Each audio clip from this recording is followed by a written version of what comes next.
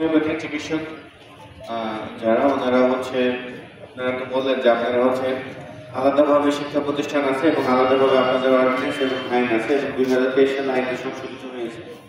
ওনারা জানালেন যে সেই আইন মোতাবেক তারা হচ্ছে ডাক্তার লিখতে পারে।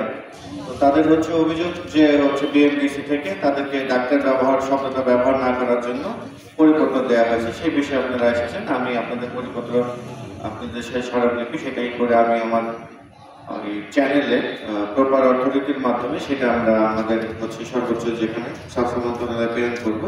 আশা করি এটা বিষয়ে একটা সুরাহা হবে।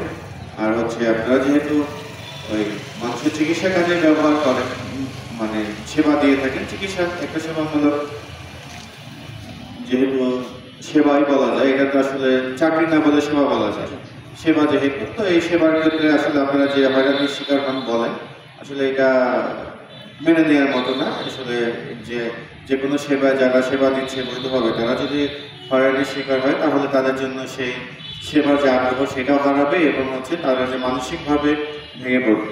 তো আপনি আপনাদের যে অভিযোগগুলো সেগুলো বললেন, সেগুলো আমরা শুনলাম এবং লিখিত যে অভিযোগ সেটা আমরা হচ্ছে আমাদের মাধ্যমে আমি হচ্ছে আমার যথাযথ কর্তৃপক্ষের মাধ্যমে প্রপার চ্যানেলে আমরা হচ্ছে মন্ত্রণালয়ে প্রেরণ করবো। আশা করি একটা সুরাহা হবে। ধন্যবাদ স্যারকে।